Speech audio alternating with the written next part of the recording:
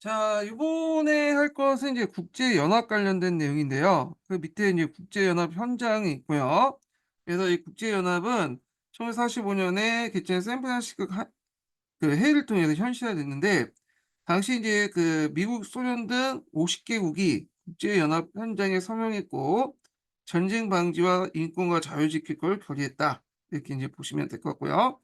자, 그 밑에 이제 국제연합 조직도가 있어요. 그래서 국제연합 총회가 있고, 그다음에 사무국이 있고, 여기 보면 이제 좀 눈여볼 게 안전보장이사라는 거죠. 그래서 이제 5개 이제 상임이사국이 있어 가지고 그 당시에 이제 거부권을 가지고 있는데, 이 5개 상임이사국은 미국, 영국, 프랑스, 중국, 러시아 이렇게 있는데, 예전에는 소련이죠, 소련. 중국은 이제 원래 중화민국이었다가 지금 중화인민공화국으로 바뀌었고요. 예.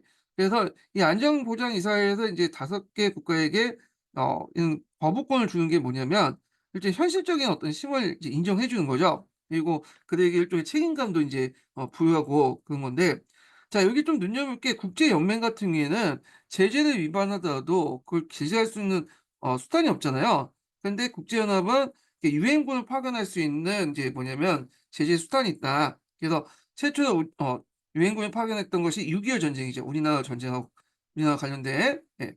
그래서 인제 있는데, 그럼에도 불구하고 현실적으로 되게 이제 그 군사적 부분에서는 통제를 할 수가 없어요. 그래서 주로 이제 유엔에서 관여할 수 있는 부분은 비군사적 부분은 관여하고 통제는 하지만, 나머지 부분들은 심해 논리에서 국제 어떤 그 심해 논리에서 이게 움직이고 있죠. 예. 자, 그래서 인제 강력한 평화 유지체와 유엔군을 창설해서 국제 분쟁에 무역적 제재를 가할 수 있는 것이 국제연맹과 좀 다른 점이고요. 그다음에 안전보장이사회는 인제 권한을 강화해서 안전보장이사회가 이제 상임이사국과 비상임이사국으로 구성되어 있는데, 특히 상임이사국 5개 국가에게 거부권을 줬다는 거. 근데 이제 원래는 책임감 있게 인제 하라고 했는데, 실질적으로는 자신의 이해관계에 따라서 이렇게 거부권 행사를 자주 하죠. 예.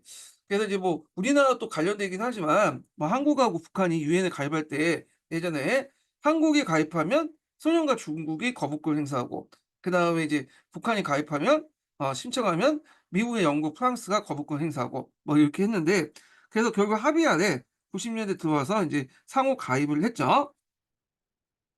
자, 그다음에 인제 회전국 처리 부분에서 1947년 파리 강화회에서 개별 강화 조약을 체결했다. 이렇게 이제 보시면 되는데, 자, 독일 같은 경우에 전후 동독은 소련, 서독은 미국, 영국, 프랑스가 관리했다는 거. 게다가 동서가 각각 분리해서 국가를 수립했고, 일본 같은 경우에는 샌프란시 강화회의가 있어요. 1951 년에 일어난 회의죠. 그래서 요 샌프란시 강화회의에서 주권이 회복됐고요. 요거는 다시 일본사 할 때 좀 얘기했지만, 미국이 인제 일본을 이제 주권을 빨리 회복시킨 건 이유가 뭐냐면, 중국이나 소련을 위해 아시아 지역에서 막기 위한 거죠. 일종의 방공 기지 역할을 이제 하기 위해서, 예, 미국이 일본의 어떤 그 주권을 상당히 이제 뭐냐면 회복시키는 샌프란시스코 회의를 주재를 했다는 거. 자, 그다음 오스트리아는 독일과 마찬가지로 연합국 관리에 있다가 중립을 조건은 이제 주권 회복했고요. 이탈리아는 원래는 여기가 왕정이었죠. 그러다가 쿠데타가 일어나요. 예, 왕정이었다가, 그러다가 무솔리니 집권할 때도 왕정이고, 근데 이제 무솔리니 집권할 때 그 당시 이제 왕당파들이나 이제 왕이 불만을 갖고 이탈리아를 이제 거기 무솔리니 쫓아냈잖아요. 그래서 결국에는 이제 있다가 나중에 왕정에서 공화정으로 이렇게 넘어가게 돼요. 뭐 이렇게 되고. 자, 그다음에 이제 냉전 체제의 설립을 보겠습니다. 냉전이라는 것은 반대말 열전이죠. 열전은 인제 뭐냐, 총을 주면서 총과 대포를 쏴 가지면서 막 싸움을 하는 게 열전인데, 냉전은 겉으로는 화기애애한데 실질적으로 인제 서로 싸우는 것이 냉전이죠. 분위기가 샤하는 느낌인데, 그 당시 냉전의 주역은 미국과 소련이잖아요. 근데 미국과 소련이 각각 핵무기를 갖고 있다 보니까 자기들끼리는 이제 싸우면 핵전쟁이 일어나고 서로 공유할 테니까, 미국과 소련은 싸움은 직접 하지 않고 그 대리국들이 인제 대신 싸우는 그런 방식으로 싸움이 일어나는데, 그 과정에서 뭐 6.25 전쟁이라든지 남북한 6.25 전쟁이라든지 그 당시 월남의 월남 전쟁, 베트남 전쟁이 당시 이런 등등의 이제 그 전쟁들이 일어났다. 이렇게 보시면 돼요. 자, 그 소련의 팽창 과정을 이제 보는데, 소련은 이제 알타 협정에 따라서 독립을 공식화시켰고 자신의 위성국을 만들었죠. 그리고 더 나아가서 그리스 공산주의자의 반란을 지원하게 돼요. 그래서 미국이 이제 그에 대응하는 과정에서 수많은 독투지를 이제 공포했고요. 이건 이제 주요 내용이 공산 세력의 학대 저진 선언이죠. 그리고 이것을 연장선상에서 마샬 플랜을 공포해요.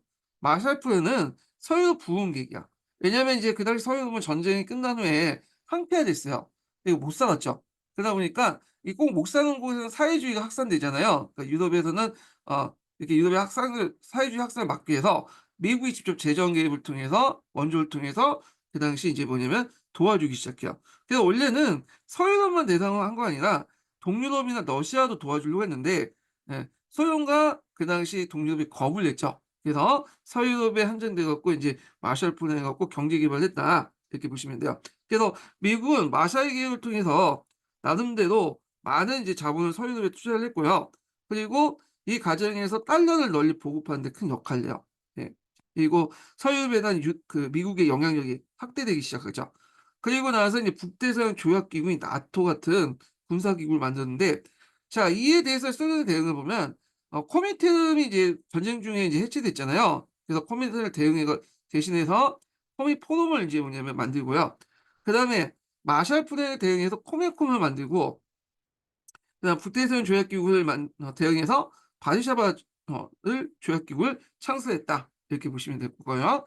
자, 그다음에 베르린 봉쇄에 관련된 내용을 보겠습니다. 자, 베르린 봉쇄는 1948년에 일어났는데, 자, 이걸 이제 좀 보면 잠깐, 베드링이 지금 여기 있어요. 네, 여기. 자, 베드링이 이제 오면 여기가 이제 그 전후에 세계 4개의 이제 국가가 그 관리가 있잖아요. 영국, 프랑스, 미국, 소련. 근데 이 베를린이 따로 또 관리했어요. 여기 떼가지고. 그래갖고 소련이 한 50% 관리하고 프랑스, 영국, 미국이 각각 이제 관리를 하고 있었는데, 요쪽이 서베를린, 요쪽이 동베를린이죠. 그래서 이제 이렇게 관리하고 있었는데, 그 당시 이제 그 서독 그에 있었던 그 미국, 프랑스, 영국에 있었던 그 지역에서 공동 화폐를 만든다고 하니까 이것은 이제 그거에 대해 소련이 반대를 했고, 그래서 소련이 이게 뭐냐면 영국, 프랑스, 미국의 어떤 이제 그 조치에 대해 반발로 베링을 봉쇄시켰어. 베링이 가려면 여기가 월경지기 때문에 어떻게 가야 돼요? 철도는 항공편을 이용해야 되는데, 요 철도편과 항공편을 이제 철도편을 다 끊어놨죠. 도로나. 그래갖고 그 당시 이제 요 지역을 완전히 뭐냐면 고립화시켜 갖고 자진 뭐냐면 이렇게 통합을 하도록 이렇게 하려고 했는데, 미국이 1년 동안 여기에 뭐냐면 군수 물자나 뭐 이런 거 물자를 막 항공편으로 했죠.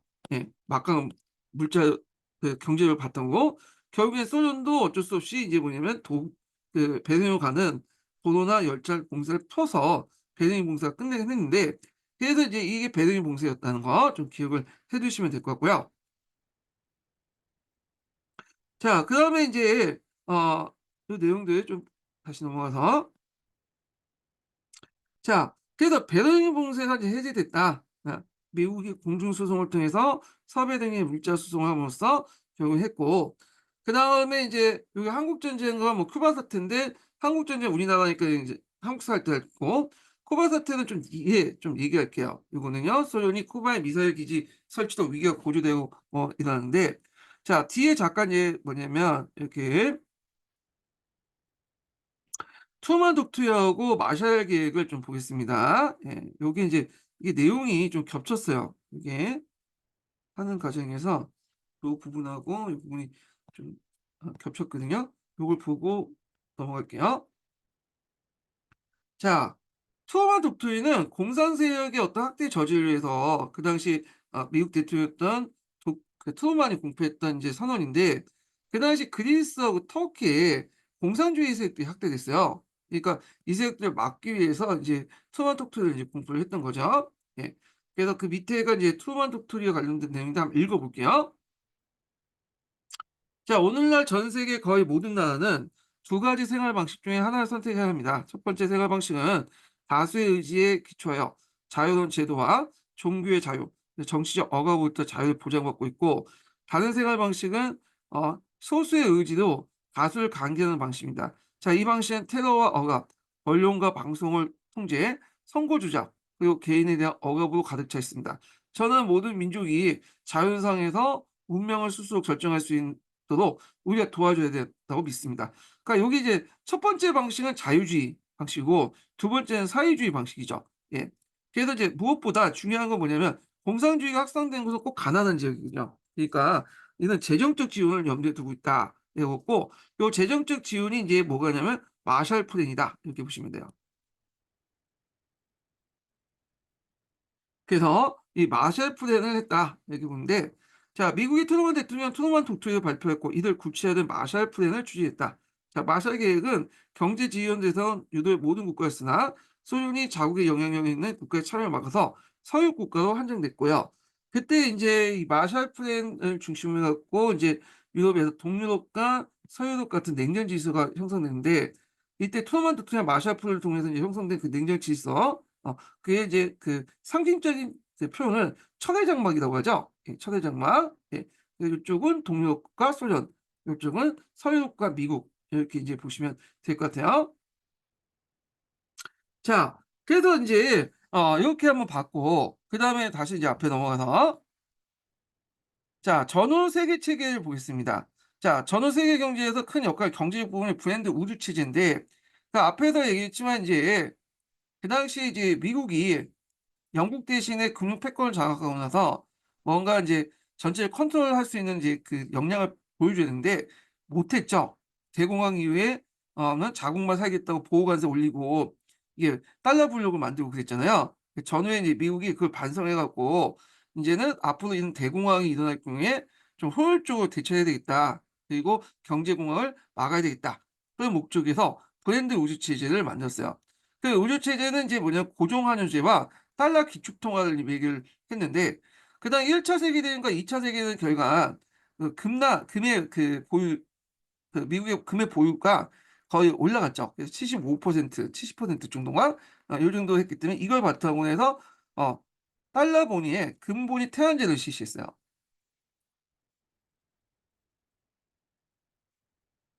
자, 근본이 태아제는 미국의 연방준비이사에 금을 이제 비치해 놓고 금에 해당하는 뭘 발행하죠? 지폐를 이제 발행해요. 지폐. 달러죠.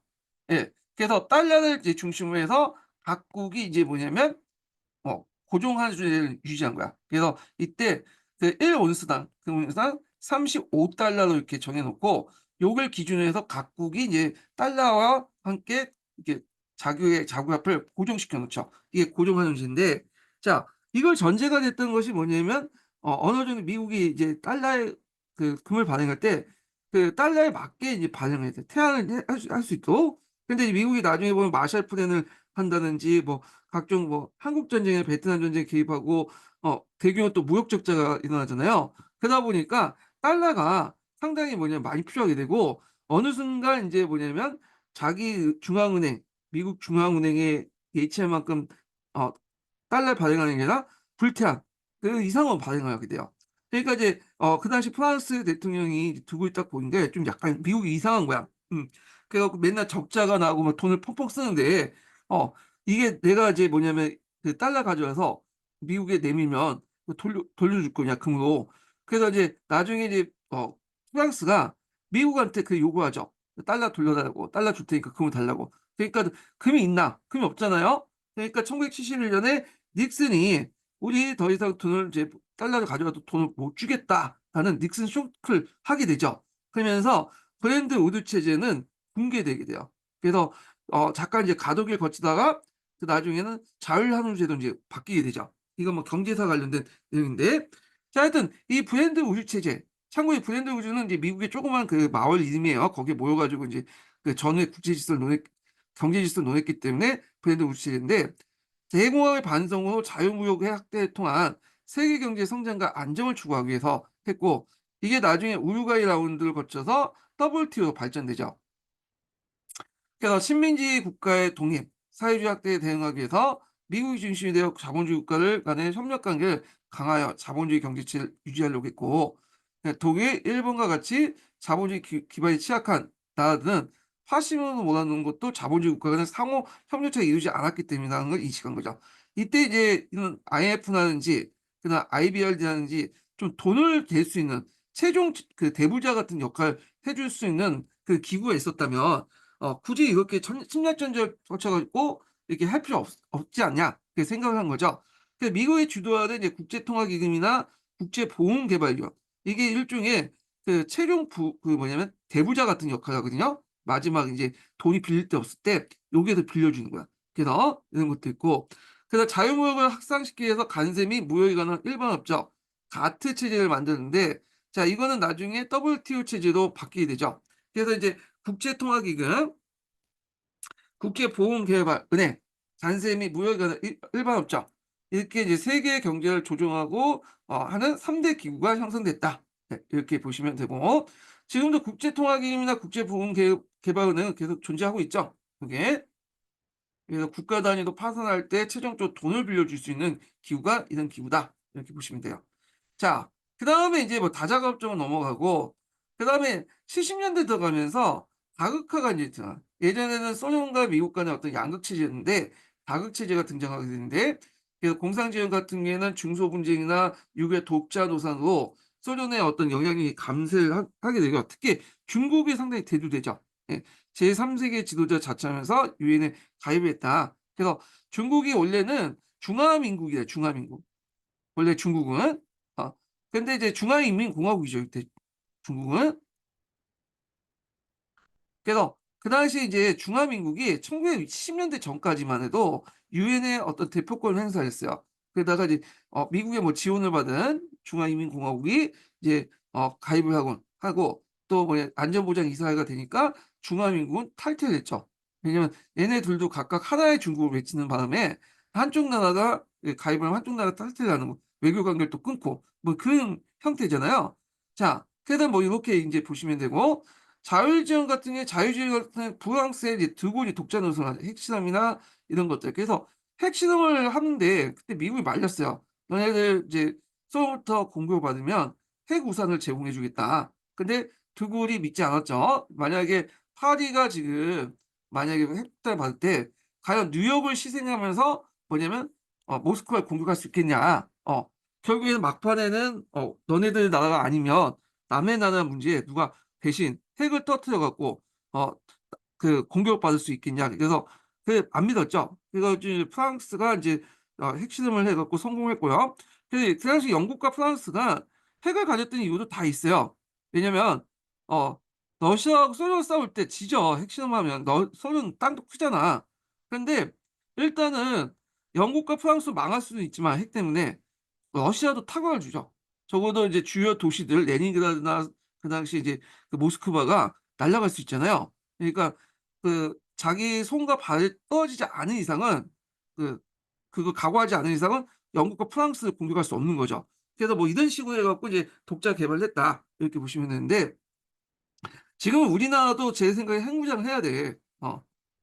지금 미국이 우리 뭐 핵우산을 제공한다고 했는데 지금 북한에서 그 ICBM 같은 대륙간 탄도미사일이 있잖아요. 그래서 대륙간 탄도미사일 미국 공격을 할 수 있는데 북한이 우리나라를 핵 공격을 하면 미국이 도와줄 수 있겠어요? 예. 뉴욕이라든지 LA나 이런 나라들이 초박살 되는데 물론 이제 날리는 그 순간 북한도 없어지겠지만 미국 입장일 때는 손하고 발 하나는 있는 거 아니에요. 예.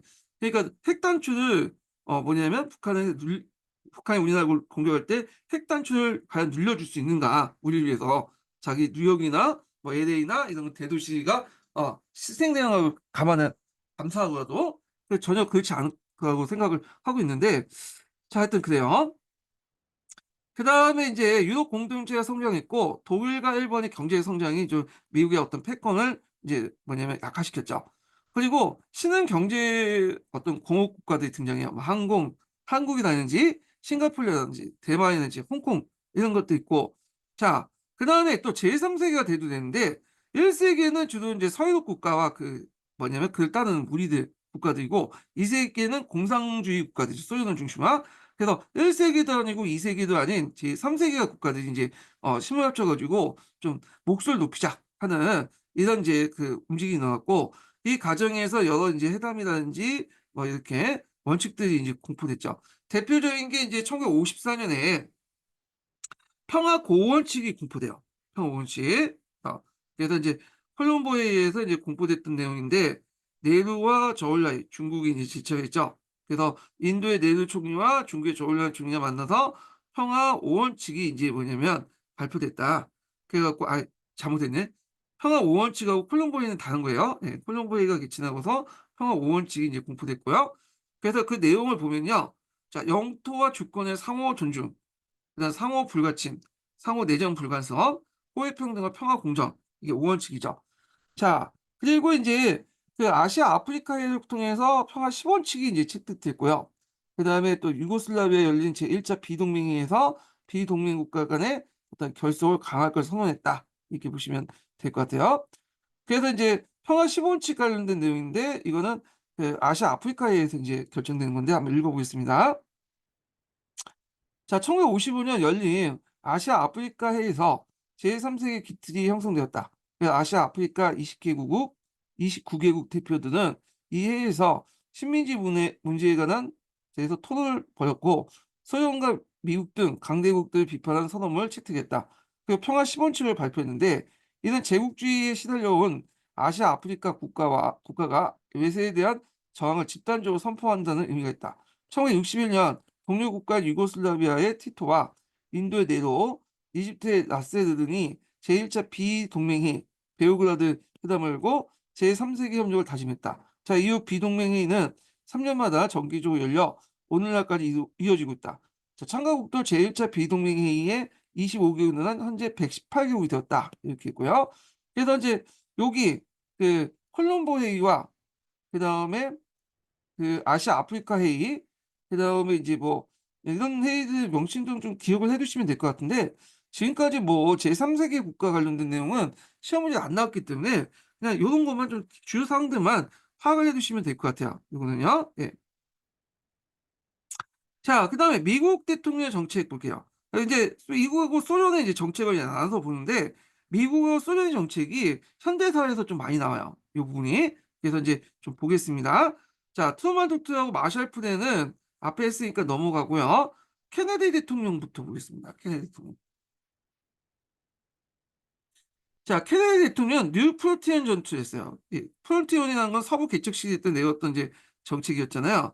그래서 뉴 프론티어 정책을 내걸었고, 이 다음에 대외 정책하고 대내 정책을 좀 나눠서 보면, 대외 정책은 그 당시에 이제 카스트로가 어, 어딜 이제 점령했냐면 쿠바에 이제 점령했죠. 쿠바에 혁명을 일으켰잖아요. 그래서 종전의 친미 국가를 무너뜨리고 정부를 무너뜨리고, 이제 뭐냐면 친소 국가를 세웠어. 사회주의 국가를. 그러니까 그때 이제 뭐냐면 미국의 CIA가 이 쿠바 정권을 무너뜨리기 위해서 뭘 계획했냐면, 그 당시 이제 미국계 쿠바인들 있죠. 이 미국계 쿠바인들을 훈련을 시켰어요. 그래서 쿠바에 뭐냐 상륙시켜 갖고 여기를 바탕으로 해 갖고 이제 뭐 반란시켜서 그 쿠바 전체를 다시 이제 그 점령하고 카스트 정권을 뒤엎으려고 했거든요. 그래서 미국의 CIA의 도움을 받은 그런 쿠바인들이 피그스만을 공격해요. 그래서 했지만 사전에 그걸 알고 있었던 쿠바 군대에서 격퇴당했다. 이렇게 보면 돼요. 자, 이 CIA가 계획을 했고, 그 당시 케네디 대통령 그걸 아직 몰랐다고 그래요. 근데 케네디가 이제 40살 대통령이 됐고 좀 젊은 나이에 됐잖아요.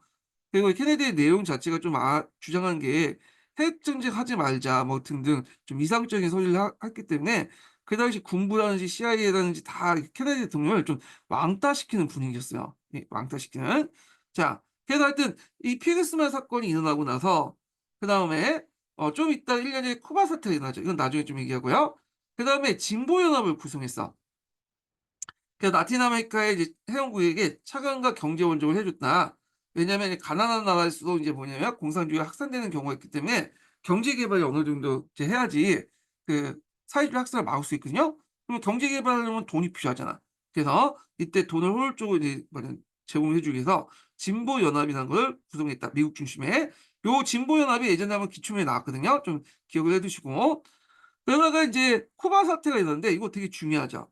예. 이 쿠바 사태가 이제 1962년에 일어났어요. 이 쿠바 사태 왜 일어났냐 하면 터키에 그 당시 이제 미국이 중거리 미사일을 배치시켜 놨어요. 그래서 중거리 미사일을 배치했기 때문에 그 당시 모스크바가 뚫릴 수 있죠. 터키에다가 배치시키니까. 그게 대응해 갖고 이제 소련이 쿠바에다가 미사일 기지를 설치했죠. 자, 미국은 여기 있는데 쿠바는 이쪽이잖아. 바로 앞이죠. 그러다 보니까 여기에 설치하면 복번은 이제 뭐냐면 단거리라도 미국 전역이나 이런 거 중장거리라도 이제 중단거리라도 미국 전역을 다 커버할 수 있는 그런 위치잖아요. 자, 그러니까 이제 이에 대해서 만약에 이제 미국 그 캐나다 대통령이 이거 철수하지 않으면 우리 이제 손을 치겠다. 아니 쿠바 공격하겠다. 막 그러니까 그 양쪽이 이제 뭐냐면 위기의식이 서로 고수되죠. 잘못하면 미국과 소련이 직접 충돌을 일으키게 되고 미국과 소련이 충돌을 일으키면 당연히 어떻게 되겠어요? 예, 그 서로 간에 핵정전을 할 수가 있죠. 근데 그때 이제 후르쇼프가 물러났죠. 물러나고 그래서 이제 철수를 하는 바람에 이제 사태가 유야무됐는데 이 잘못했으면 완전 제3차 세계대전이 일어날 수 있었던 상당히 위험한 상황이었거든요. 그래서 이제 이걸 끝나고 나서 당시 이제 소련이 이제 뭐냐면 쿠바에 미사일 철수하고 대신에 미국도 터키에서 미사일 철수하고 이제 끝나게 됐는데 할라인을 이제 했어. 그래서 만약에 핵전쟁이 막 이런 위기 촉발한 상황에서 이게 이제 직접적으로 이제 뭐냐면 이걸 막아야 될 거네요. 그러면 이제 제일 빠를 수 있는 게 양국의 정상 지도자들이 전화를 통해서 뭐 해가지고 빨리 끝낼 수 있는데 아래 실무급들은 이제 좀 약간 절차가 있으니까 이게 뭐냐 미사일 단추를 이제 뭐 잘못하면 누를 수 있겠죠. 예, 상황에 따라서. 그 위에서 쉽게 통제를 할 수 있고 이제 뭐냐면 핵정제를 방지하기 위해서 한라인 설치했다. 이렇게 보시면 될 것 같아요. 자, 그 밑에는 이제 케네디 대통령의 대국민 연설 관련된 내용도 있으니까 좀 보시고요. 예. 그래서 쿠바 사태 관련된 내용이 예전에 기출문제에 나왔다는 거. 자, 그 다음에 케네디 대통령의 대내적인 정책은 어, 그 민권 정책이야. 예. 그래서 흑발 차별을 개선했는데 대표적인 게 남부의 여러 주들이 그 당시 이제 흑인들이 참정권을 갖지 못하도록 했어요. 예, 투표권을. 그래서 앞에 된 것처럼 여러 가지 어려운 문제를 내가지고 그 통과해야지만 할 수 있는데 그 대부분 이제 어떤 문제였냐면 예를 들어 갖고 뭐 그 미국 헌법이 있으면 그걸 라틴어로 번역하시오. 그 솔직히 누가 번역하겠어요? 하나도 못하지. 자, 이런 식으로 해서 뭐냐면 그런 그 어려운 문제를 내 가지고 흑인들 차별 시민권을 안 주고 투표권을 안 주고 백인들은 되게 쉬운 문제를 내 갖고 이제 투표권을 주는 식으로 남부에서 공공하게 차별을 이제 뭐냐면 했거든요. 그래서 안 되겠다 해서 연방 정부가 직접 개입한 거야. 그래서 시민권법 같은 걸 만들어 가지고 그 당시 아예 이제 이런 식으로 이제 뭐냐면 지금 크루즈법이라고 그러죠. 이런 이제 뭐 여러 가지 제한하는 그런 흑인들의 여러 권리를 제한하는 법을 못 만들려고 했어요. 그래서 이때부터 이제 뭐냐면 미국 남부에서 흑인들도 투표권을 얻게 된 거야. 투표권을 시민권법이나 뭐 투표권법 등을 해가지고 연방 정부에서 그 뭐냐면 흑인들의 어떤 권리를 신장시키려 했다. 자, 그러면서 이제 어떤 문제점이 일어나냐면 원래 공화당은 기본적으로 누가 지지를 하는 거야? 남부 백인들이 지지한 당이고 민주당은 북부 그다음에 말 잡았네. 예. 공화당은 원래는 이제 북부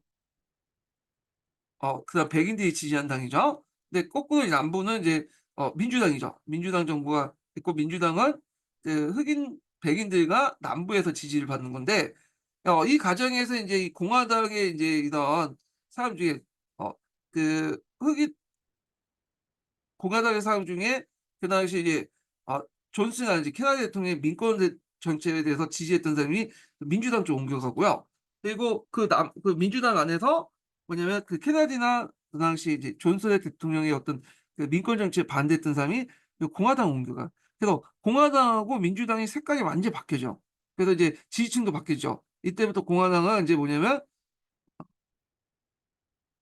그 남부와 흑인을 이제 바탕으로 한 거고 흑인이죠. 말 잘못했네. 남부하고 흑인을 이제 바탕으로 정부가 됐고, 그 다음에 민주당 북부와 흑인들을 바탕으로 한 거죠. 그래서 예전에 공화당이 이제 북부하고 흑인들을 지지했는 반면 남부하고 민주당은 이제 남부하고 이제 백인들이 지지했는데 서로 이렇게 체인지가 된 거야. 체인지가. 그래서 이제 지금은 공화당은 남부에서 기반해 가지고 백인들이 지지받고 민주당 같은 경우에는 이제 주로 북부에서 흑인들이 지지받고 그렇게 이제 했는데 이때 이제 그 계기가 됐던 것이 그 뭐냐면 존슨 대통령과 그 닉슨 존슨 대통령하고 누구야?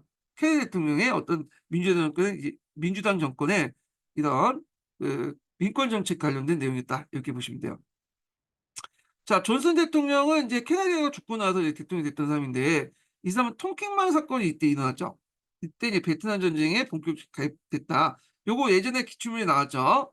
통킹만 사건은 이제 조작 사건이라고 이제 보는데 이거 나중에 좀 얘기할게요. 기타 살 때. 자, 요거 한번 나왔으니까 좀 기억을 해 두시고 그다음 닉슨 대통령 때는 이 사람이 공화당 출신이죠.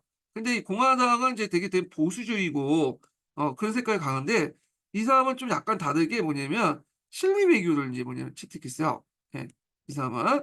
그래 갖고 그 당시 이제 그 미국이 베트남 전쟁에 들어가서 고생하고 있었는데 이제 발을 빼야 될 거 아니에요. 그러니까 그때 이제 뭘 공표했냐면 닉슨 독트린을 공표했어. 그래서 미국은 베트남 전쟁 등 같은 군사 개입을 피하고 강대국의 핵 위험을 제외하고는 아시아의 각국의 내단 개입을 하지 않으니까 너네들이 스스로 이제 너네들 힘으로 그냥 내단을 진압해라.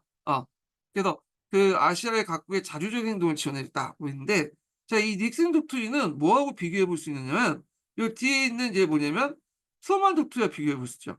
자, 이 트루먼 독트린은 냉전의 어떤 서막을 알렸잖아요. 그래 갖고 사회주의, 공산주의를 반대하는 한 방면에 요 뒤에 이제 닉슨 독트린은 냉전의 끝을 알려주는 거야. 이제는 너희들 문제는 너희들 알아서 해라. 우리가 더 이상 이제 뭐냐면 사회주의가 뭐 확산되더라도 자국의 이익이 없으면 도와주지 못하겠다. 핵전쟁 외에는 도와주지 않겠다. 그래서 이제 주로 이제 그 베트남하고 이제 좀 손절하려고 이제 공표했던 게 닉슨 독트린이거든요. 그렇지만 이제 하여튼 상당히 상징성이 좀 있죠. 그 앞에 이제 요거는 냉전의 시작을 의미한 거고 여기는 너희들 문제는 너희들 해결하라. 뭐 사회주의 확산되는 거는 신경 쓰지 않겠다. 뭐 그 내용이잖아요. 자, 그래서 이제 그 내용을 보면 자, 미국은 앞으로 베트남 전쟁 같은 군사적 개입을 피한다. 미국은 강대국 핵에 위한 위협의 경우를 제외하고는 내란이나 침략에 대해서 각국의 스스로 협력하여 그에 대처하도록 한다. 해구사를 더 이상 제공하지 않는다는 거죠. 자, 미국은 태평양 국가로서 그 지역의 중요한 역할을 계속하겠지만 직접적 군사적 정치적 가인 개입은 하지 않겠다. 그리고 아시아 여러 나라에 대한 원조는 경제 중심으로 바꾸며 다수국의 원조 방식을 강화해서 미국의 가중한 부담을 피한다. 이게 닉슨 독트린인데 이게 우리나라에도 영향을 줘요. 우리나라에 보면 이제 주한미군 있죠. 주한미군 한개 사단이 한 2만 명 정도 병력이 미국 본토로 빠져나가 그래서 인제 이렇게 했는데 자, 그러면 이제 내용을 이제 보겠습니다. 1960년대 후반 베트남 전쟁이 미국에 불리하게 전개되는 가운데 미국 내 반전 운동이 일어났다. 자, 이러한 상황에서 미국의 닉슨 대통령은 그 1969년 7월 25일 날 감에서 닉슨 독트린을 발표했다. 자, 여기에서 베트남 전쟁 같은 미국의 군사적 개입을 피하고 아시아 각국의 방어를 간접적으로 지원하는 내용만 담겨 있다. 자, 이는 공산주의 확대에 적극적으로 막았던 트루먼 독트린과 구별된 것으로 국제적 긴장 완화, 대탕트의 분위기가 조성된 계기가 되었다. 이렇게 보시면 될 것 같아요. 그래서 이제 앞에서 얘기한 이제 케네디 대통령 관련된 내용 좀 기억을 해 두시고 그다음에 존슨 대통령이 그를 계승했죠. 그래서 이때 쿠바 상태가 일어났고 대내 정책의 흑백 차별 개선, 민권 정책이 실시되면서 공화당하고 민주당이 지지 기반이 완전 바뀌었다는 거. 예, 요거 좀 기억을 해 주시고 공화당은 이제 더 이상 남부에서 지지 못 그 북부에서 지지받지 못하고 남부로 갔고 민주당은 남부에서 북부로 갔고 지지층도 공화당은 백인이었다 흑인이었다가 백인으로 바뀌었고 민주당도 이제 뭐냐면 백인이었다가 흑인으로 바뀌고 이렇게 이제 그 체제가 이게 지지층이 바뀌게 되죠. 예, 요거 좀 정리해 주시고 자, 그럼 닉슨 대통령 이제 또 외교는 또 뭐냐면 또 요거 하다가 이제 조정했는데 뒤에 더 있어요. 예. 그게 뭐냐면 중국과의 관계 개선을 했죠. 그래서 이제 중국을 인제 뭐냐면 그 방문했고 그때 핑퐁 회고도 인제 일어났죠. 예, 이거. 그래서 인제 탑골 통해서 인제 외교 관계가 인제 뭐냐면 관계 개선이 일어났잖아요. 중국은 그 당시에 누구하고 대립을 하고 있었냐면 소련하고 대립을 하고 있었어요. 그래서 심지어 소련이 중국을 핵으로 위협했죠. 근데 그때 이제 소련을 이제 뭐냐면 중국을 도와줬던 나라가 미국이야. 만약에 너네들이 이제 소련이 미국을 중국을 핵 공격할 경우에 미국이 소련한테 핵 공격하겠다. 그래서 이제 중국이 상당히 고맙게 생각할 수밖에 없겠죠. 예. 적의 적은 이제 친구니까. 자, 그래 갖고 이제 결국엔 중국하고 어 그 미국이 예전에 6.25 전쟁 때 한판 떴는데 70년대 들어오면서 이런 식으로 공동의 적인 소련을 막기 위해서 서로 친해지기 시작해요.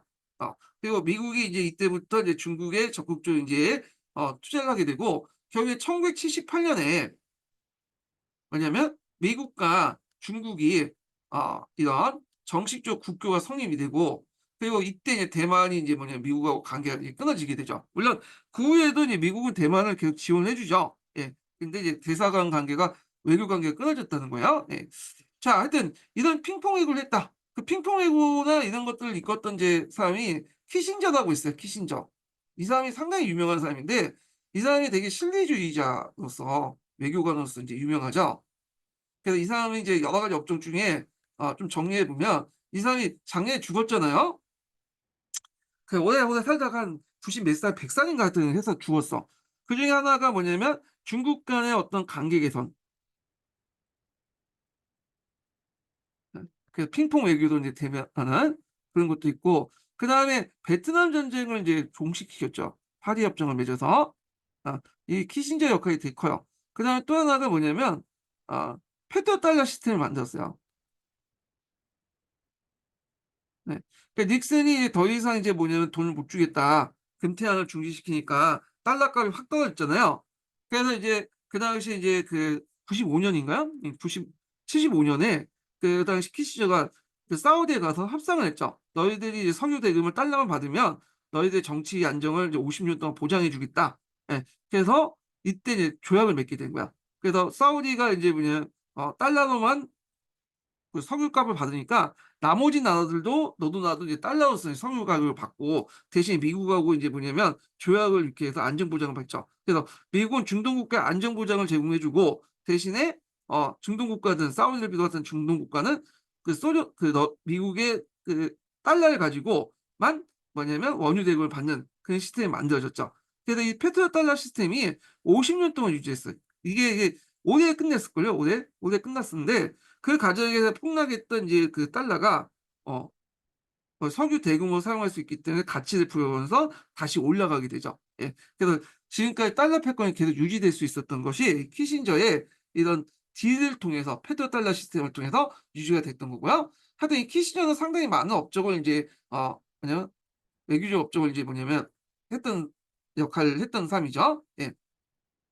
그렇지만 이제 닉슨이 올라가게 된 게 워터게이트 사건이야.